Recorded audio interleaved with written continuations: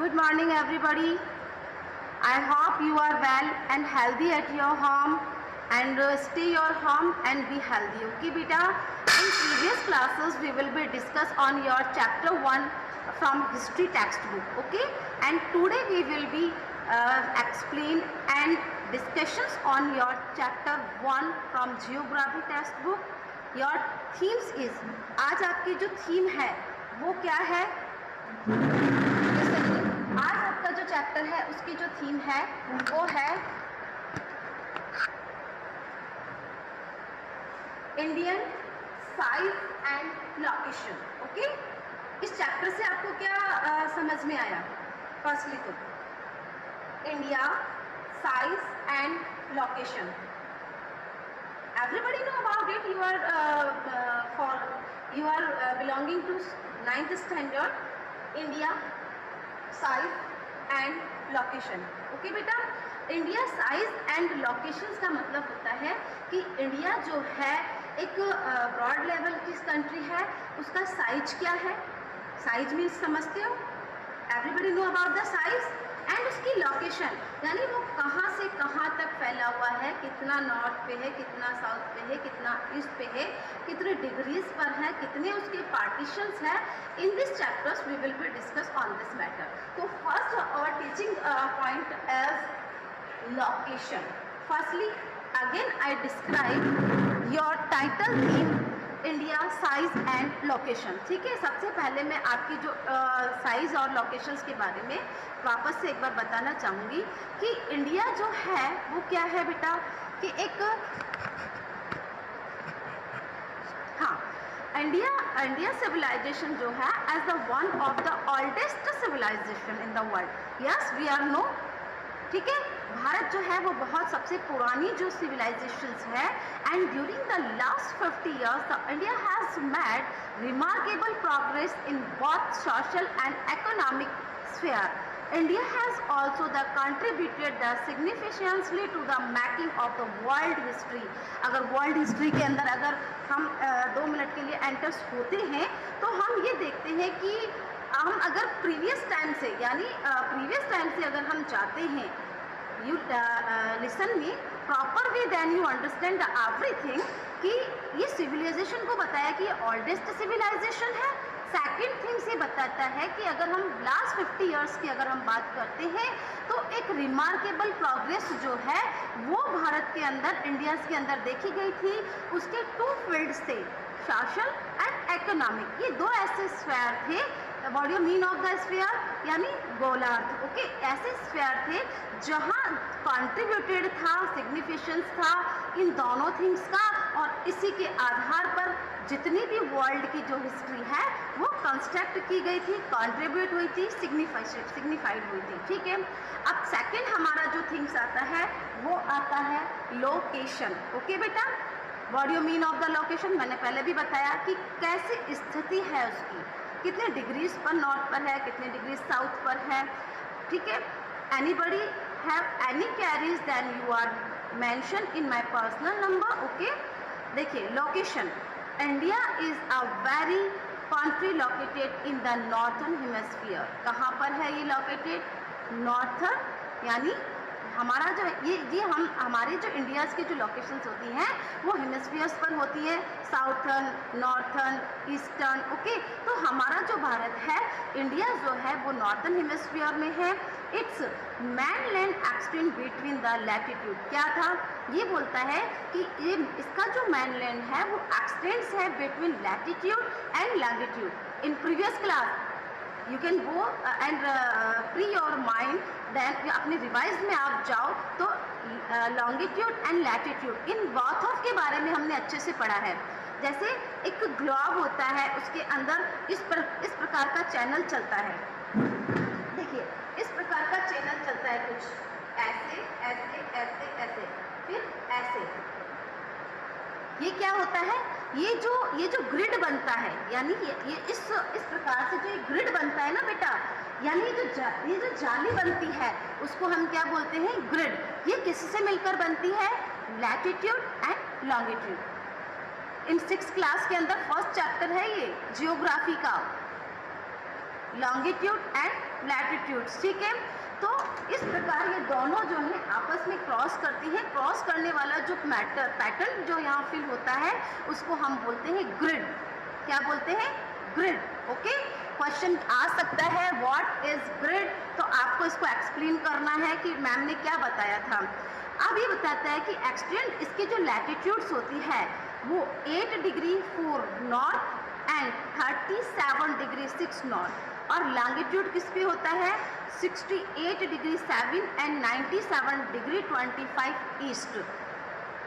आपको परेशान होने की ज़रूरत नहीं है। इफ़ यू डोंट पजल्ड, इसका पिक जो है वो मैं आपको PDF में सेंड करूँगी। जो वर्ल्ड के अंदर दिया हुआ है उसको आप अच्छे से स्टडी करेंगे, देन एवरीथिंग इज कंसेप्ट आपका जो है टू बी क्लियर हो जाएगा। मैंने बताया कि हमारा जो इट्स मेंटेन, इसका जो मेनलैंड है वो एक्सटेंड है बिटवीन लैटिट्यूड एंड लॉन्गिट्यूड के अंदर। India is divide into almost 2 equal parts by the Tropic of Cancer. Everybody know about it, क्योंकि हमारी डिस्कशन प्रीवियस क्लासेस में भी हुई है। इसने बताया है कि भारत जो है, इंडिया जो है वो divided into almost the 2 equal parts by the Tropic of Cancer, यानी 23 degree and 30 north. It passes through the states of Gujarat, Rajasthan, Madhya Pradesh, Chhattisgarh, Jharkhand, waste Bengal and Tripura and Mizoram, ठीक है। अपनी बुक में अंडरलाइन कर लीजिएगा आप लोग इस लाइन को कि India is divided into 2 equal parts by the Tropic of Cancer, ठीक है। ये 23 डिग्री 30 नॉर्थ पर पासेस होती है, और ये कहाँ से गुजरती है? ये कुछ राज्यों से होकर के गुजरती है, जिसमें Gujarat, Rajasthan, Madhya Pradesh, Chhattisgarh, Jharkhand, waste Bengal, Tripura and Mizoram. Okay, ये जो पास होती हुई निकल जाती है। उसके बाद Andaman and Nicobar islands situated in south eastern of the mainland in Bay of Bengal and Lakshadweep. Islands situated southwest of the mainland in Arabian Sea are the 2 group of islands belonging to India. Okay.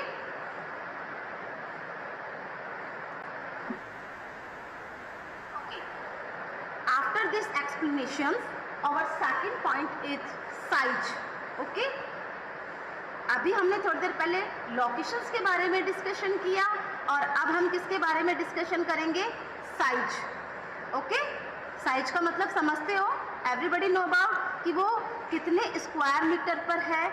आ रही है बात समझ में? Location होता है south to north, north to east, कहाँ से tropic of cancer जा रहा है, लैटिट्यूड एंड लॉन्गिट्यूड की क्या कंडीशन। अब इसमें साइज के बारे में बताया, ठीक है, कि भाई इंडिया की जो साइज है वो किस प्रकार के से जो है मेंटेन हुई है। तो listen me proper way. Land mass of India has an area of 3.28 million square metre which occupies 2.4% of the total geographical area.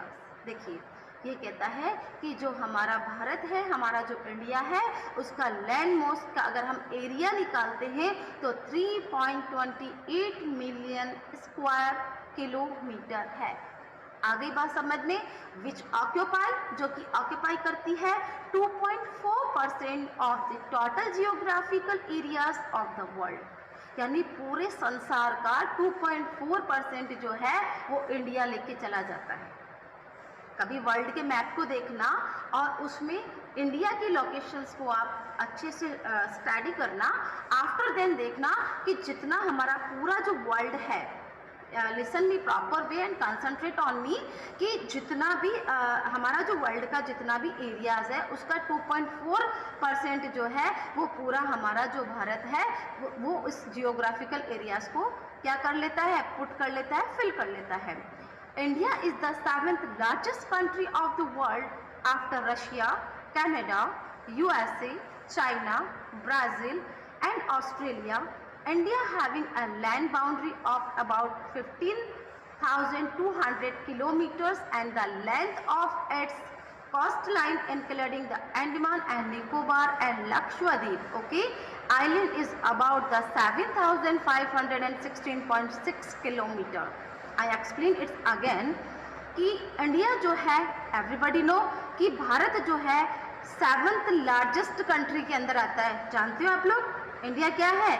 7th largest country है इस वर्ल्ड के अंदर। उसके अंदर किसके बाद में है?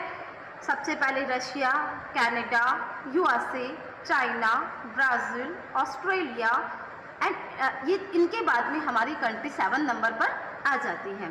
अगर हम इसकी बाउंड्रीज़ के बारे में अगर हम बात करते हैं, वी आर डिस्कशन अबाउट इस बाउंड्रीज दैन 15,200 किलोमीटर इसकी जो बाउंड्रीज़ है। एंड अगर हम इसकी लेंथ के बारे में अगर हम और भी इसकी कॉस्ट लाइन को इंक्लूड करते हैं तो अंडमान निकोबार और लक्षद्वीप इस आइलैंड के अगर इस आइलैंड के इसको भी अगर हम इंक्लूड करते हैं तो अबाउट 7,516.6 किलोमीटर जो है इसका पूरा एरिया किलोमीटर स्क्वायर के अंदर आता है। आ गई बात समझ में? After then we discuss on your third point is extent. Okay, what you mean of extent? Location you know about कि यार लोकेशन कहाँ होती है, साइज उसका कितना ब्रॉड है, कितना फैला हुआ है, उसके कितने किलोमीटर स्क्वायर पर है। Third point is goes to extent. What you mean of the extent? Nobody are answering giving me. I am explain you. Extent का मतलब होता है बॉर्डर, सीमा। एक्सटेंट का मतलब यहाँ क्या होता है बेटा? बॉर्डर, सीमा। यानी हमारी जो लास्ट सीमा जो है, हमारा बॉर्डर जो है वो कहाँ से कहाँ तक है, उसमें और भी कौन कौन सी थिंग्स जो है वो इंक्लूड हो रही है, ये सारी चीज़ें जो हैं इसके अंदर हम इसमें डिस्कशंस करेंगे। तो लिसन मी कि India as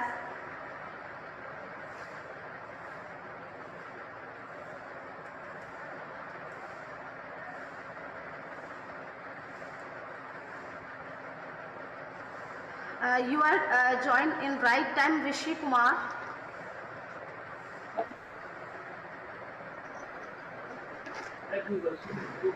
Mute yourself. Mute yourself. Mute yourself.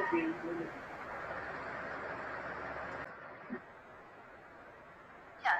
After this, we explain the word extinct. Okay. India is bounded by Young-Fold Mountain. Yes.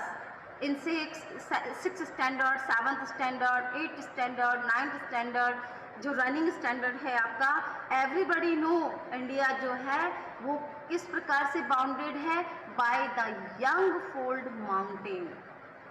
अगर आप अपने माइंड को प्रीवियस में डालें, थोड़ा सा अपने माइंड को फोकस करें तो इस थिंग्स को हम पहले से ही जानते हैं।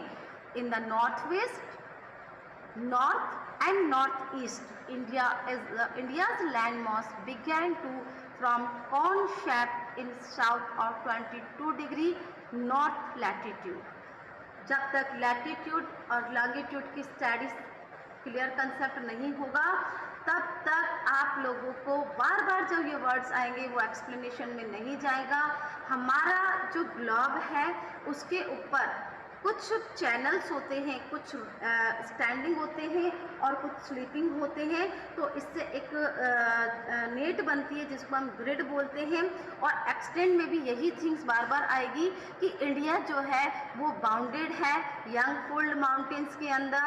कहाँ कहाँ पर? In north west, north and north east. India का जो लैंड वॉस है वो began to from one cone shape. यानी अगर हम देखते हैं, देखो आप अगर हमारे मैप को अगर हम देखते हैं तो ऊपर से ऐसे आकर के वो नीचे किस प्रकार से चला जाता है? Like a cone. जहाँ श्रीलंका का पॉइंट आता है तो उसका शेप कैसा होता है? लाइक ए कॉन, जो कि साउथ में 22 डिग्री नॉर्थ लैटिट्यूड पर है। This landmass extends toward the Indian Ocean and divides it into Arabian Sea in the west and the Bay of Bengal in east. The latitude extent the mountain is about 30 degree both ways. The fact is the east-west extent appears smaller than the north and south extent. The north-south distance is 3,214 kilometer, and while the east-west distance is 2,933 kilometer. I again explain it carefully. listen me, the latitude as well as the longitude extent of the mountain is about 30 degree both ways. The fact is that the east-west extent and appears the smaller than the north-south extent. The north-south distance, यानी main जो point है, I again and highlight again and again, जहाँ मैं voice को थोड़ा सा up करती हूँ, देन यू अंडरस्टैंड कि यहाँ कुछ बात है, यहाँ से कोई क्वेश्चन पुट हो सकता है. तो the north south distance is 3214 kilometre, while the east-west distance is 2933 kilometre. Okay, उसके बाद हमारा एक इम्पॉर्टेंट जो सेक्टर आ रहा है उसको हमको अच्छे से फोकस करना है. IST, क्या बताया मैंने? IST यानी हमारा जो 04 पर जो पॉइंट आता है वो आता है इंडियन स्टैंडर्ड टाइम. इंडियन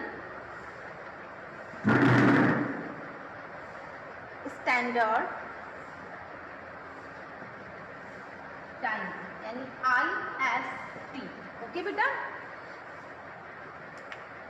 जैसे क्लासरूम्स के अंदर मैं एवरी पॉइंट्स को नोट करवाती थी, आप लोगों को पॉइंट्स को नोट करना है. इंडियन स्टैंडर्ड टाइम यानी IST हमारा जो नेक्स्ट टॉपिक है. On this we discussion in deeply, तो listen me carefully about it. Indian standard time IST, it means there is a time lag, यानी ये पीरियड ऑफ टाइम है. क्या है ये? पीरियड ऑफ टाइम है of almost 2 hours between Gujarat in the west and the Arunachal Pradesh in the east. Hence time along the standard meridian of India 82 degree 30 east passing through Mirzapur in Uttar Pradesh is taken as Indian standard time. इस topic को समझने के लिए your focus and sit in your manner. Listen me again. ये जो है Indian standard time, ये एक लैग है, टाइम टैग है, लैग है, जिसको हम बोलते हैं पीरियड ऑफ टाइम. यानी there is the time lag, जिसको समय के अंदर, पीरियड ऑफ टाइम के अंदर इंक्लूड किया गया है. ये ऑलमोस्ट ऑफ 2 hours यानी 2 घंटों के मध्य के अंदर, जो कि गुजरात के अंदर है, and west Arunachal Pradesh in the east, यानी वेस्ट में तो गुजरात है और ईस्ट में कौन है? अरुणाचल प्रदेश. इन दोनों के मध्य 2 hour का कुछ टाइम पीरियड्स जो है उस पर इस टॉपिक को डिस्कशंस किया गया है. Hence time along the standard meridian of India, यानी ये जो टाइम पीरियड जो आ रहा है 2 hours का, इसी को नेम दिया गया time along the standard meridian of India. अब 82 डिग्री 30 ईस्ट, ये पासिंग कहाँ से करती है? 82 degree of 30 east passing through the Mirzapur. कहाँ से पास होती है? यानी इंडियन स्टैंडर्ड टाइम जो है वो 82 डिग्री 30 ईस्ट पर ये क्या करती है बेटा कि ये वहाँ से थ्रू, यानी मिर्ज़ापुर यानी उत्तर प्रदेश. मिर्ज़ापुर कहाँ पर लोकेटेड है? ये मिर्ज़ापुर जो कि उत्तर प्रदेश के अंदर सिचुएटेड है, is taken as the Indian standard time यानी IST. I again explain it कि 82 डिग्री 30 east passing through Mirzapur in Uttar Pradesh is taken as Indian standard time IST. यहाँ क्वेश्चन पुट हो सकता है what is the full form of IST? तो Indian standard time. Where is passing through, where is it passing through? Then 82 डिग्री 30 east passing through Mirzapur. Okay, ये जो grace period यहाँ से जो होता है, इस यही टेकन होती है इंडियन स्टैंडर्ड टाइम के ऊपर फॉर द होल कंट्री. पूरी कंट्रीज के अंदर यहीं से टेकन किया जाता है इसको. एंड द लैटिट्यूड, इसका जो लैटिट्यूड एक्सटेंट जो है वो इन्फ्लुएंसेस होता है the duration of day and night as one move from south to north. आगे बात समझ में बेटा. अब इसको अगेन मैं एक्सप्लेन करूँगी, वो अपनी लैंग्वेज के अंदर मैं आपको पुट करूँगी. Yes, today we will be discussion on location, size, extent and Indian standard type. ये 4 पॉइंट्स जो है you will be read again and after the next meeting we will be discussion on India and the world, India's neighbors, India's contact with the world. The three points we will be discussing in next meeting. So you will be in previous again you are the prepared for this point. So you read your chapter at your home. Okay. No any confusion, no any excuse. If any queries, then we will be discussed after the last moment of your chapters. Okay. Okay. Bye. Bye everybody and have a good day.